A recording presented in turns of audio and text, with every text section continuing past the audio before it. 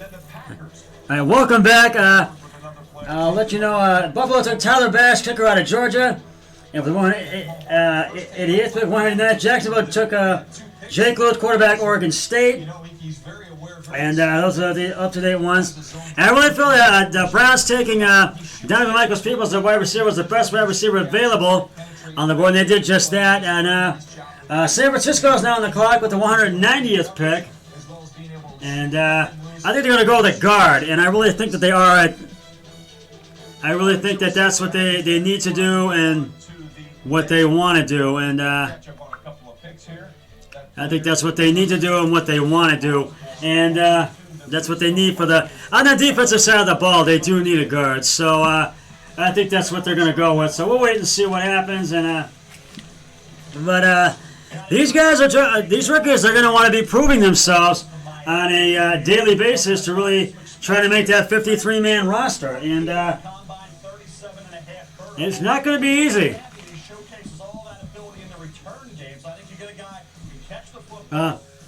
Donovan Peoples, though, the wide receiver out of Michigan, he can really run the ball. He can really put the pressure on the opposing quarterback. He can put up some big numbers for the Browns. And I think if he can prove himself, I think he will indeed make the 53-man roster. We'll have to wait and see on that. All right, I take back what I said about a guard. I think they're going to go with safety, I think. That's what.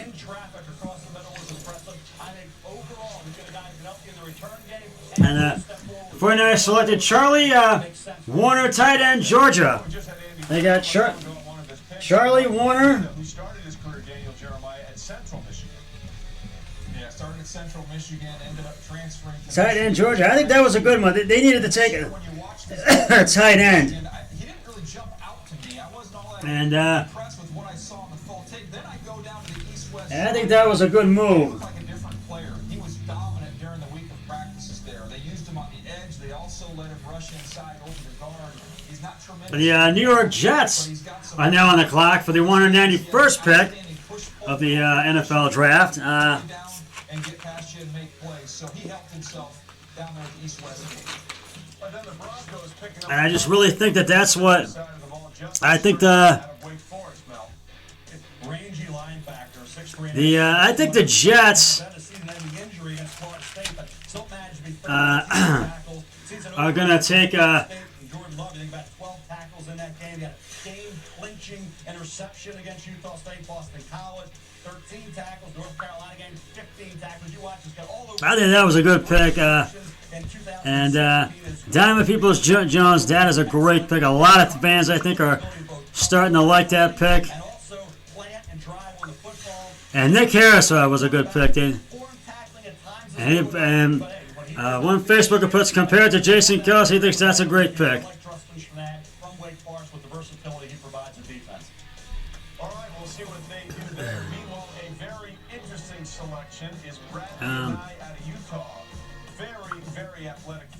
And Nick Harris, a lot of people feel that one was a good pick.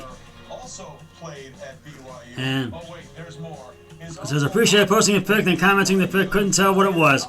Can he play guard? I think he can play guard. I think he can. So, we're going to have to really wait and...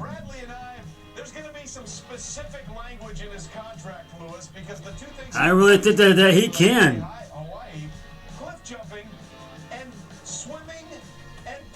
And we're waiting for the Jets pick to come in, and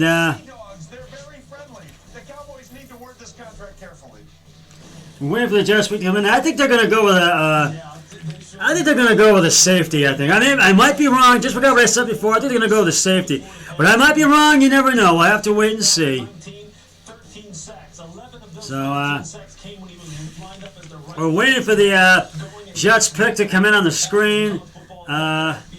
So when you project that to the Dallas Cowboys, what does that mean? It means he's going to rush off the right side opposite to Marcus Lawrence. When you think about Brad and we're going to have to wait and see what happens. He is tremendous with his hands, tremendous at setting up offensive tackles, very good at going around the high side, swatting the hands down. And we're going to have to really see what happens. And I should take that back. I think they're just going to go with an edge. I disregard what I just said about safety. They're going to go with an edge, I think. So I might be right, I might be wrong. We'll have to wait and see what happens. So just I believe people. The Jets really struggled. They had a lot of injuries last year, Help with and the assist on the technology, I guess, as well.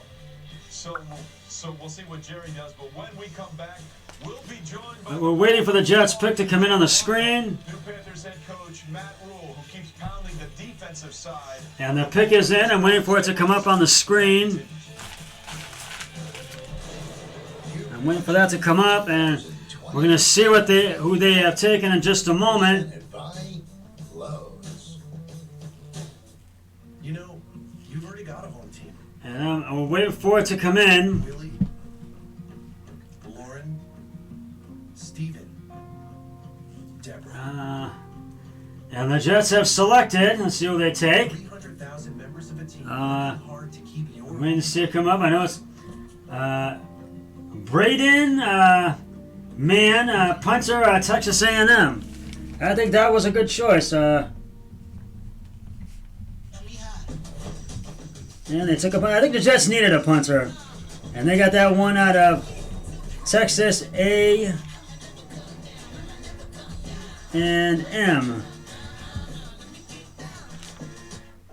So now the Green Bay Packers are on the clock. And we're waiting for the draft to return from commercials. And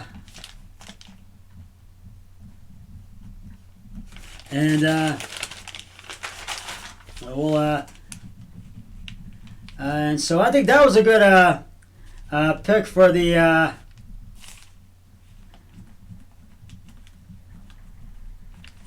and that was a good pick for the Jets to take a punter. They need a punter because their punter last year missed a lot of punts, and I really feel that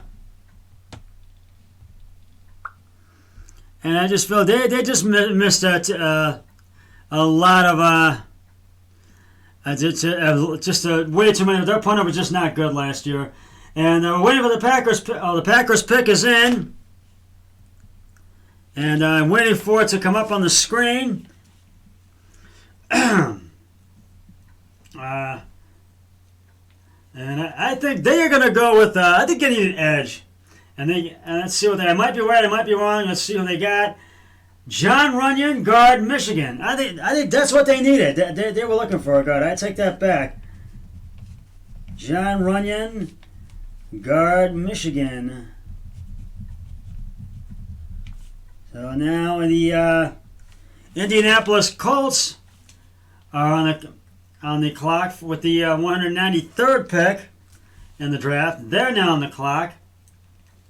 So we'll wait for that pick to come in on the screen. I just really thought that was a good choice. But I think with the Browns' 7th pick they have coming up in round number 7, I really think that they should go with a defensive tackle. We'll see what they do, and we will see what they do, and I think they're going to want to go. And we're in commercial, so we'll see when it comes back. But I think they will take. This has been. I've really been enjoying this draft, and I know doctors are coming with everything in every way to try to fight this pandemic, and I think really I just really feel that they're coming up with ways to really fight this, to kill this virus, and everybody just wants things back to normal, and everybody's just happy to be seeing a sporting event happen for the first time in several weeks. And in almost 2 months, so I think that's what everybody's happy about, and I just really feel that that's what everybody's just happy to just be watching a sporting event, the draft. Oh, it's back. The Colts pick is in, and they have selected Robert Windsor, defensive tackle, Penn State. That's who they have. Derek Brown. nickname is Baby Barack because he has political aspirations, comes from a military family, and just dominated at Auburn. What did you like most? I think they needed a defensive tackle. Well, he's just a physical force, and everybody that's getting drafted today is a great player.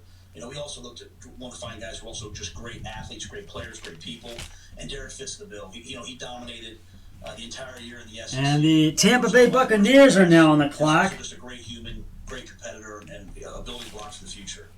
And then, of course, you go Yetur Gross-Matos, the defensive end out of Penn State. What about him specifically in game tape did you like?